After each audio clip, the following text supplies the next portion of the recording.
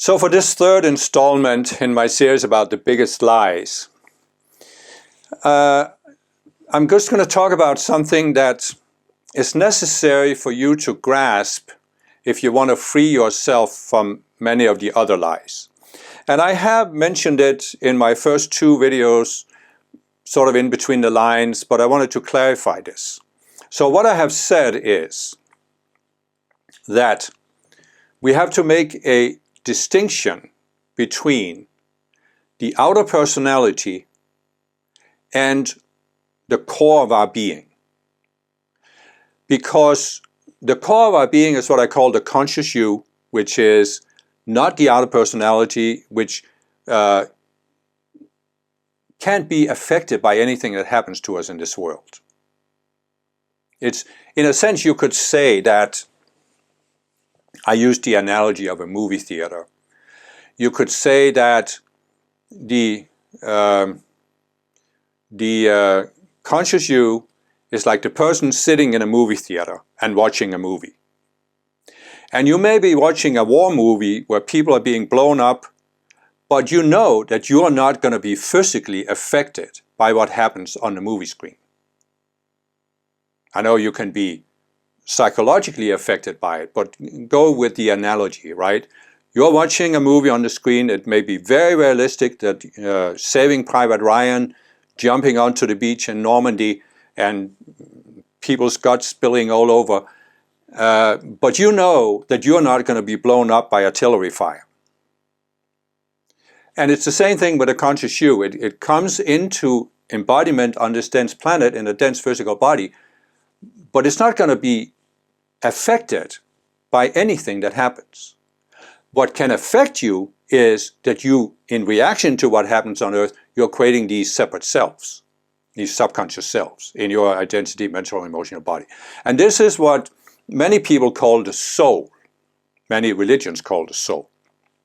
Personally, I rarely use the word soul because if you look at different religions, different mystical philosophies, it's used in different ways. So you can say the word soul, but it doesn't mean that everybody who hears it is going to put the same meaning into it. And that's why I generally avoid it. But really, the outer personality is something that the conscious you has created. When you are inside of that, you are affected by it because you are experiencing the world through it, like putting on the colored glasses. But you can learn to step outside of it, disidentify yourself from it, and that's why you can free yourself from it. Now, here's why I wanted to talk about here, because one of the biggest lies that we have been exposed to if we grew up in the Western world is that you, or rather the soul, only lives one lifetime. In other words, there's a denial of reincarnation.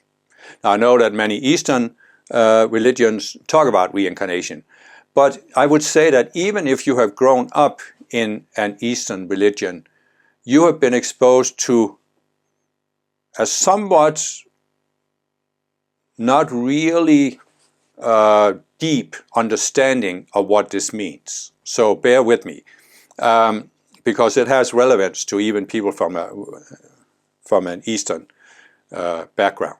But what I want to say here first is that in the West, in the modern democracies, we have been brought up to deny reincarnation, or with no awareness of reincarnation.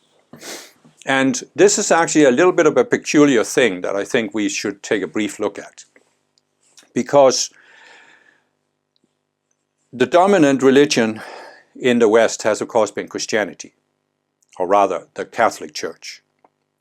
So when we go back to Jesus' time, the Pharisees, which was a prominent Jewish sect, they actually taught reincarnation. The Essene community at Qumran taught reincarnation. And there is some indication that Jesus was affiliated with that. There's also a few hints even in the scriptures that Jesus taught reincarnation to his disciples, not necessarily to the general public. He taught the multitudes in parables. When they were alone together, he expounded all things to his disciples. And you have a situation where Jesus cures a man that was blind from birth, and his disciples are asking Jesus, who sinned, this man or his parents? So you can see in that question, they are asking, did the man sin? Well, he was blind from birth, so when could he have committed a sin that made it likely that he would be punished by that sin by being blind? And I have heard Christian ministers say, oh, he must have sinned in the womb. Yeah, well, how exactly does a child in the womb sin in such a way that it deserves to be born blind? It just doesn't make any sense. So the obvious reason why they would ask Jesus this question is Jesus taught his disciples about reincarnation. So what I'm saying is, in the first 300 years of Christianity, actually more than 300 years of Christianity, there were various Christian theologians who taught reincarnation. Origen of Alexandria is a prominent one. There was another one, I can't remember. Anyway, there were several of these that taught. So it was something that was commonly talked about. And many Christians knew about this. But then comes the Catholic Church. 325, Constantine, the Roman emperor, defines the Catholic Church, or creates the Catholic Church. And he did this for largely political reasons. He wanted he tried to create a religion that could unify his empire under him as the sole emperor. And then in 381, the Nicene Creed is created, where they elevate Jesus to the status of being a God, the God of very gods, of the same substance as the Father. And this sets Jesus fundamentally apart from other people. And of course, in order to have Jesus be the Son of God from the very beginning, he couldn't possibly have reincarnated. It couldn't be that Jesus had a long history and instead of being born with the level of consciousness he had, being able to perform miracles and stuff, he acquired this over many lifetimes. That didn't really fit into the Roman Catholic Church elevating Jesus to his ultimate status. So there was already a tension there. But then the tension started growing, and in 553 there was a church convent in Constantinople where they banned reincarnation as heresy. In other words, it was anathema. If you taught reincarnation, you would be anathemized, meaning you would be cursed by the church, and supposedly therefore you couldn't go into heaven. They thought they had that kind of power. So that was a big step towards wiping out reincarnation. But another came in the 700s, where there was a Roman emperor called Justinian who has a wife called Theodora, and she didn't like the idea that you could do something in this life and you would be punished for it in your next life. So that was another step where basically reincarnation was wiped out of the Catholic Church, buried by the Catholic Church, anathemized, cursed, whatever. And the reason for this was largely political, because the Catholic Church taught your only way to salvation is absolute obedience to the Catholic Church, to the outer institution and its priesthood, and therefore also the emperor that they had authorized. So, if you knew that you had more than one lifetime, you wouldn't really have to completely submit yourself to the Catholic Church in this lifetime if you had many more lifetimes to secure your salvation, right? So in order to get that total obedience that they wanted, and you can see that for 1,000 years, they had almost total obedience from people. In order to get that, you had to wipe out all thought of reincarnation. So, therefore, 700s and forwards, people didn't even know about it. Most people had never even heard the concept. So then you come to the Reformation, Martin Luther, who decides that the Catholic Church has added certain artificial elements to the Christian faith, including these letters of absolvency, and there's now a split in Christianity. This leads to the emergence of science, because the early scientists were relatively protected in the Protestant countries while they were still heavily persecuted in the Catholic countries. Galileo being in prison, Giordano Bruno burned by the stake, but Kepler, for example, survived.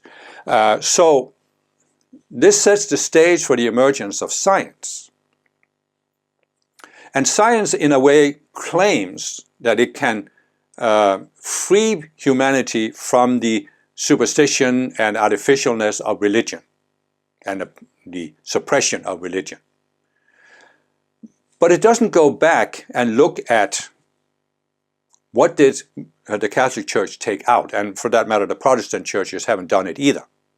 They have said, okay, the Catholic Church clearly added certain things like the saints and the letters of absolvency, but they don't go back and look at what did the Catholic Church take out that was part of early Christianity, maybe even Jesus' teaching.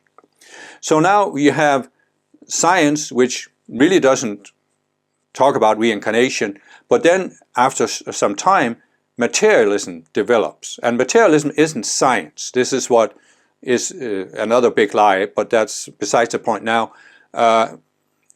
Materialism is an ideological framework superimposed upon science that seeks to legitimate itself by using science. So, because materialism wants to distance itself from religion, it has to deny that there's a soul. It has to deny that there's anything, that any part of you that exists independently of the physical body. And therefore it has to deny reincarnation.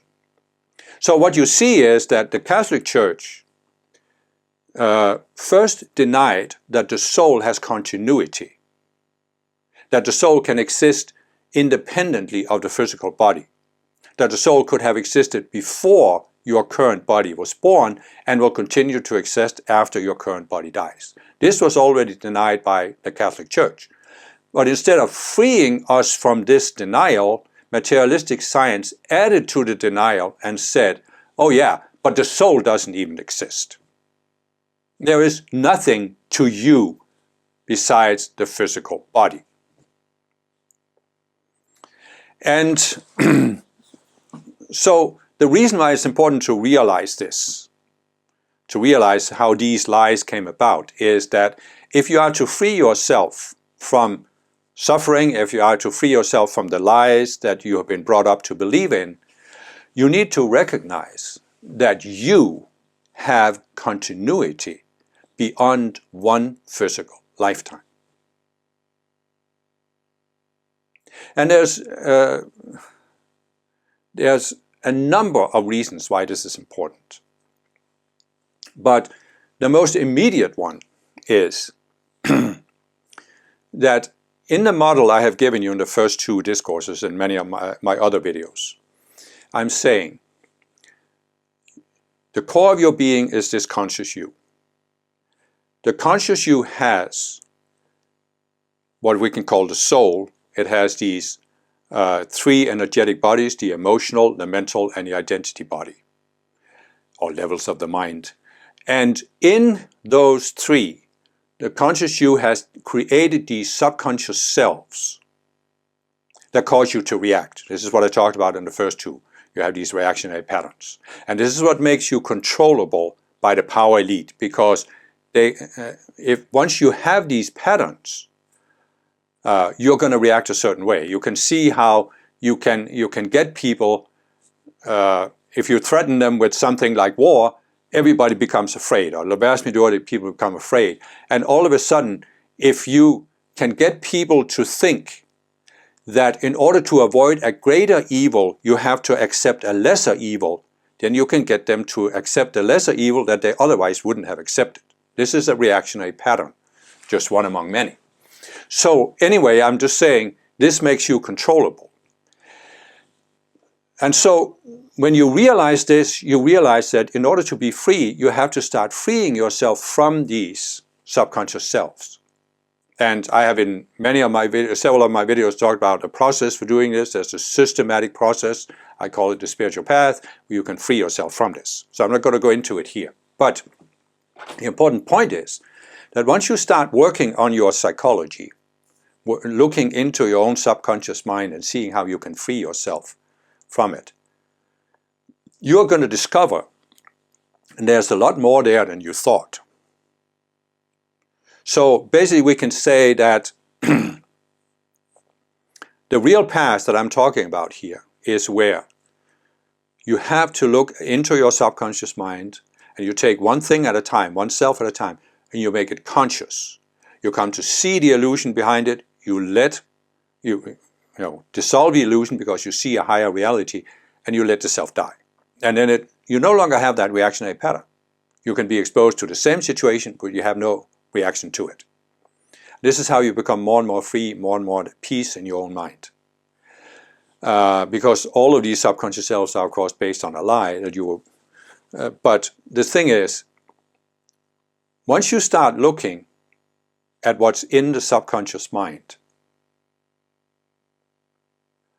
you're going to say, but wait a minute, at some point, you're going to say, but wait a minute, I see that I have a subconscious self that can only be the result of a severe trauma.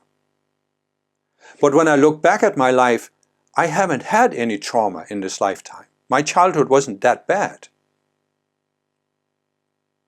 So where did this come from? And the only way to really grasp this is to realize you have lived before. And if you look at the turbulent history of planet Earth, you can see that if you have had lifetimes after lifetimes, just look in the last 100 years with all the wars that have been, all the civilians that have been killed by war. And you could see that you could very well have had a very traumatic lifetime within the last 100 years that caused you severe trauma, which you are now uncovering and dealing with, freeing yourself from. But I'm just saying, in order to really complete this process, you have to be open to the idea that you have lived before, because otherwise you can't understand what's going on. And you might very well then, when you experience one of these deeper traumas, you might get scared and you might go into denial about it, because this can happen to many people. So, and in this denial, you become subject to another lie created by the power elite, which is you don't have to look at your psychology in order to be free. You just have to follow what I call the outer path, where you declare Jesus Christ to be your Lord and Savior, or you meditate 20 minutes morning and evening, or you do all of these other spiritual practices, and then one day, poof, you'll be free of your psychology. But what I'm saying is, your psychology was created by the conscious you, in some cases because you reacted to difficult and traumatic situations, in other situations because you wanted to have a certain experience on Earth. So you have created these subconscious selves that give you a particular experience. And the only way to be free of them is to look at them consciously. It's not as difficult once you get into it. Once you get over the initial hump and you gain some momentum on it, you see that it's quite doable. And I know many people who have done this. So many people who are not even spiritual who have worked on their psychology and seen that it isn't quite so difficult once you get into the process. But I'm just saying, if you don't understand that you have lived before, it becomes really difficult to deal with and easily becomes discouraging, and you can easily switch off from the whole process. So this is one thing. But the other reason why it's very important to understand that you have a long history is that if you trace your history back, you will see that there was a point that your personal history started. And you can then ask yourself, well, how or why did I come into being? Was there a purpose for this? And I've explained this in several videos, including my video about how the world was created, but I'm just going to give a brief summary here. Basically, as I said, you have a higher self, and the conscious you is an extension of the higher self. And the higher self had a purpose for sending the conscious you into embodiment in this universe. And it was partly to be co-creative, to help co-create the universe, because as I've explained in my video about how the world was created, the Ascended Masters created our unascended sphere, including planet Earth, but they didn't finish it, because they sent extensions of themselves, namely us, to build upon what they had created. So we are co-creators. And so the I Am Presence, or the spiritual self, wanted to be part of this process, and that's why I sent the conscious you. And it also wanted to have certain experiences that you can only have in the physical universe. So this gives you all of a sudden a sense of purpose that it's very different from what you have when you see yourself as a victim, as a reactionary being. Because your purpose isn't to react. Your purpose is to be creative. But as long as you have all of these subconscious selves that are always causing you to react, well, you can't be creative, right? So if you look at most people on Earth, as I said, they're entirely reactionary beings. They live their entire lives in a constant state of reaction. Something happens, a subconscious self kicks in, they react to it. Something else happens, a subconscious self kicks in, they react to it. Behind all of this can be that there are many people, at least some people, that have a sense that their life isn't so bad. They have their sense somewhat under control, but it's still all reactionary. And what we are meant to be, at least when we grow on the spiritual path and free ourselves from all these lies, is we're meant to be creative beings who are saying, basically you can come to a point where you are realizing, I have enough freedom from all of these reactionary patterns that I don't need to always be reacting. Therefore I can step back and say, what do I actually want to do on Earth when I'm not forced to do something by reacting? That's when you can start being creative. That's when you can start opening your mind to new ideas. And look back at history. I remember when I was a child, I was reading this book about Stone Age people.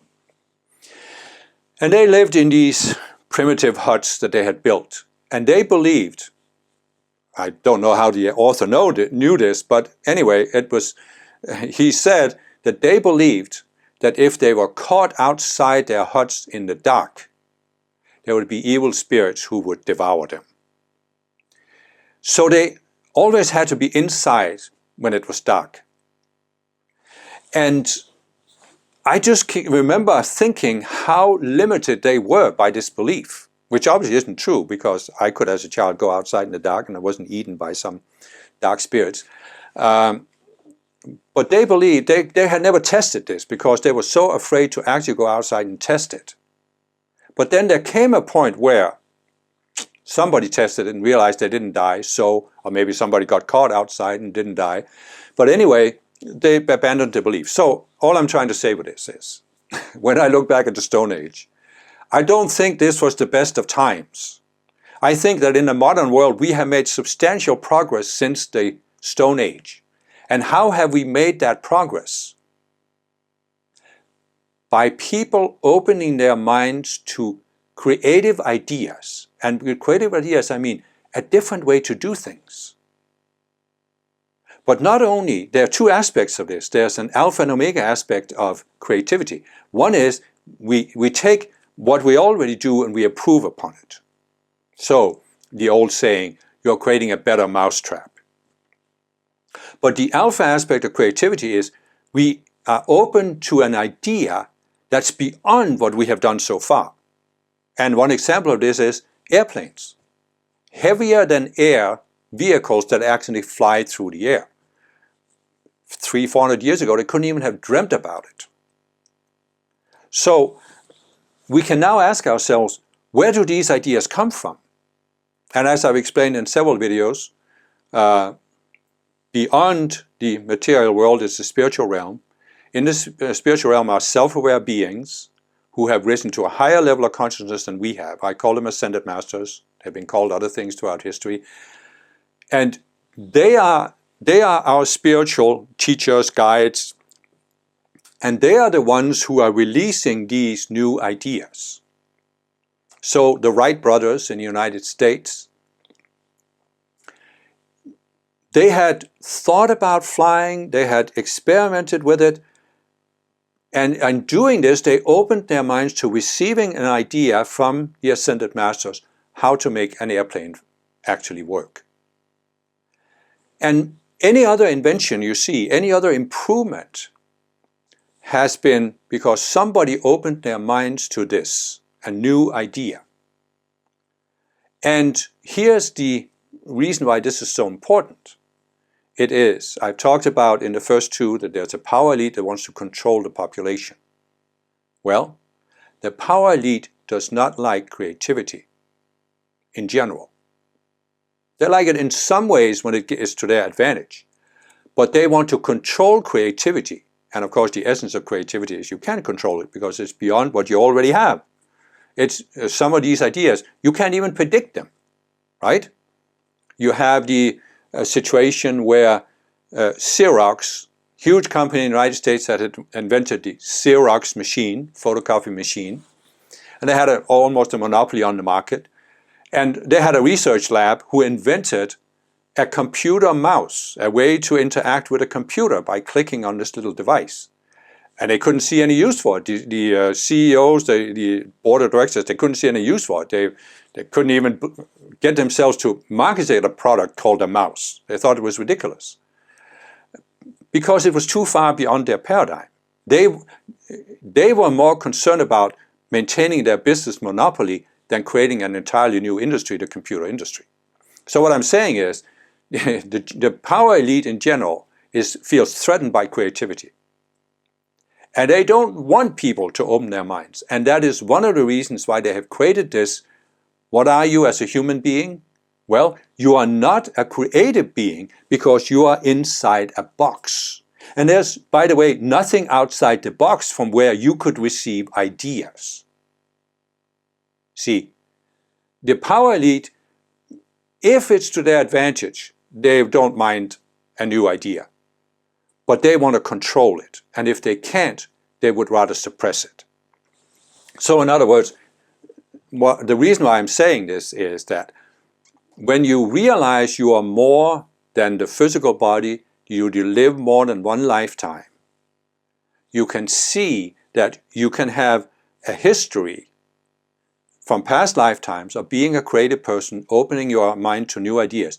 And it's just a matter of becoming conscious of it in this lifetime, reactivating this, so that, I guess what I'm basically saying is, when you're open to reincarnation, you realize that over many lifetimes, you can expand your awareness, your knowledge, your ability to open your mind to new ideas. And this means that in your present lifetime, you have the potential to reconnect to where you were in your last lifetime. So you don't have to start from ground zero in every lifetime. You are going higher. You're starting basically at your ending point in your last lifetime. Therefore, you can be much more creative. And this is your personal potential. How are you going to really make full use of that potential unless you acknowledge that you could have developed it in previous lifetimes and you just need to reconnect to it?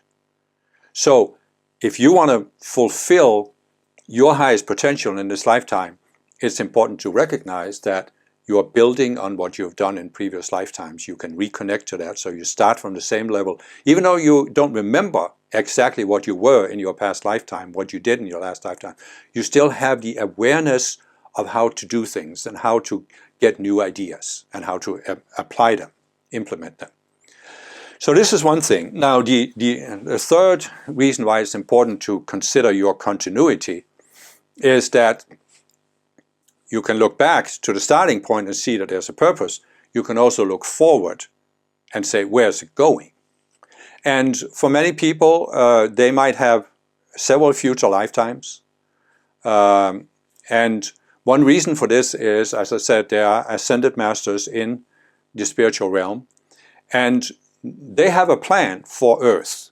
There's especially one ascended master called Saint Germain who has the plan for he's the main master overseeing Earth for the next 2,000 years, and he has a plan to manifest a golden age, what's called a golden age. And it has many ramifications. I'm not going to go too much into it here, but one of the things it means with a golden age is that there's a lot of ideas that have to be brought forth in order to manifest this golden age, and they can only be brought forth to people. And so there are many people who have it as part of their plan to help manifest that golden age by having future lifetimes so they receive these ideas. So the other important aspect of this is, of course, you can realize that because you have continuity, you also have a certain plan for where you want to go. And this plan spans several lifetimes. But especially for this particular lifetime, you can realize that it isn't just a coincidence that I was born in a certain situation and that I have certain characteristics, psychological or otherwise. Before I came into this lifetime, I made a life plan for this lifetime. And the life plan reaches beyond this lifetime where I really want to go in the long run, whether, for example, you want to be part of Saint Germain's Golden Age, manifesting that. Your current lifetime could just be a stepping stone in a longer goal. But for the immediate purpose of this lifetime, you can see that it has two aspects. And the one aspect of your life plan is you want to overcome a certain amount of these subconscious selves so you can be more free to be creative. So many people I know, they have gone through a very intense period of working on their psychology, studying spiritual teachings, seeking to raise their consciousness, so that you come to a point where you have overcome enough of this baggage you have from past lifetimes that you are now more free to receive new ideas and be creative, so you can make a contribution. So the one aspect, the omega aspect, is you want to heal your own psychology, raise your consciousness. The alpha aspect is you want to make a contribution to the forward progression of the planet. But then beyond that, beyond these, what you want to do here on Earth, there is, when you look forward and realize you have continuity, you can see that there can come a point where you're ready to have your final exit from planet Earth. Some people don't like the comparison, but I think it's valuable enough. You can compare it to an educational institution. You start in kindergarten, you learn more and more advanced things up through school, and you end up in college. But there comes a point where here's the final exam. You have now graduated from schoolroom Earth. And that's what the Ascended Masters call the process of the ascension, which means now you no longer have to come back into embodiment. And, you know, the really, really important aspect of all this is that this gives you a whole new sense of purpose with life. And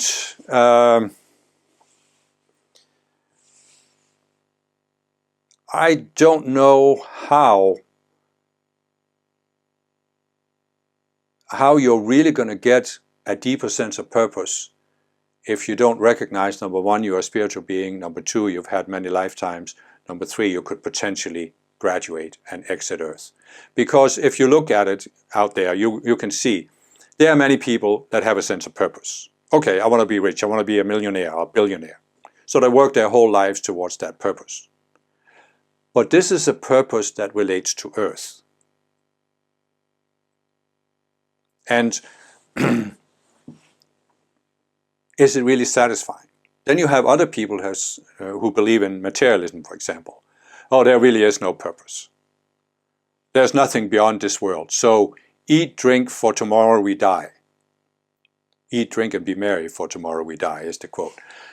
Because nothing matters. We just might as well have as much pleasure as we want. And so you see people who live that kind of lifestyle, and what do they end up with in the end of life? They usually end up feeling empty. The people who are trying to manifest material goals usually also end up feeling empty. Then you have the religious people, like many Christians. What's their purpose of life? Well, their purpose of life is to be saved, but how attractive is that? I mean, what are you going to do in heaven? You're going to sit on a pink cloud and play the harp for all eternity? Or what is the greater purpose there? It seems like if you take Christianity, it seems like God created us as sinners, and our only purpose is to transcend the state of being sinner, but we do that only through the outer church and its sacraments or Jesus coming and saving us. What's the bigger purpose there? What I'm saying is that the bigger purpose is actually that we start out with a very point-like sense of self, and we gradually expand that sense of self First, we are in this environment of a physical universe. We are in physical bodies, and that helps us expand our sense of self. Then we can ascend. Now we abide in the spiritual realm. But in the spiritual realm, there are many levels. So we can gradually raise our consciousness until we eventually reach the creator consciousness. See? And this is something that the power elite do not want you to acknowledge. Because what you're actually acknowledging with this is that we have the potential, we spiritual beings, we have the potential to raise our consciousness way beyond anything that can be achieved here on earth. But you see, those who belong to the power elite, they are not right now part of this process. They are not seeking to raise their consciousness beyond earth. They are seeking to attain power and position and privilege on earth. That means they can't do what spiritual people can do. And they're jealous of it. So they don't want us to do it. They don't want us to know it, realize it, acknowledge it, and pursue that path. And that's why they've tried to create these limiting mental boxes of what you are as a human being. This is who you are as a human being. You can never transcend it. But you can. That's the whole point. Life does have a purpose. And the purpose is really the growth in your self-awareness. And what limits your self-awareness? Well, only you. Only what you believe in. All of these subconscious selves that you have in your identity, mental and emotional bodies, they are limiting your self-awareness. But as I said, you can free yourself from all of them.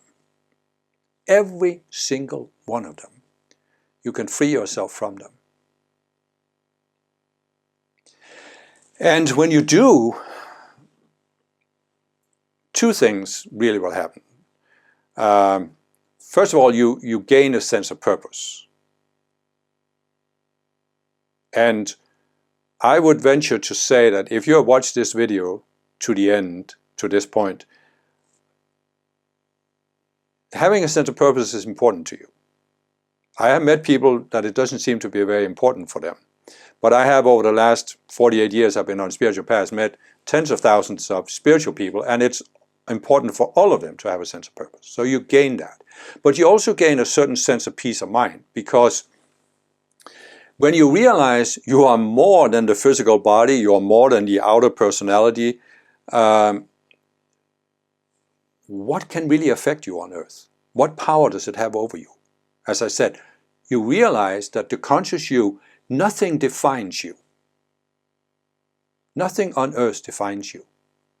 So why be afraid of anything? Why be disturbed by anything? Why take things personally? Why be attached to a particular outcome? Why have this whole idea there are things that should happen, there are things that shouldn't happen? In other words, your life becomes much more peaceful, much more enjoyable. So you can both enjoy life while you're in embodiment, but you also have something to look forward to when you leave embodiment, because you can move on. And I think a sense of purpose is important to all people, but it's just that many people have become trapped in these mental boxes where they have accepted all these limitations for what it means to be a human being. And therefore, they are denying that they have a purpose personally, or that life has a purpose. If you are a hardcore materialist who believes in materialism, you are believing that your entire consciousness, your entire sense of who you are, is just produced by the brain. There's no reality to it, there's no continuity to it. It's basically like a movie that's playing on the movie screen. Your consciousness is like that movie on the movie screen. The moment you turn off the projector, the movie's gone. And so is your consciousness. You don't exist anymore.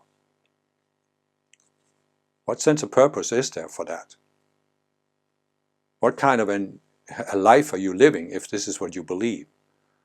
So what I'm saying is, this is a very narrow mental box for what it means to be a human being, where you are basically denying who you are, that you are more than a human being, you are a spiritual being.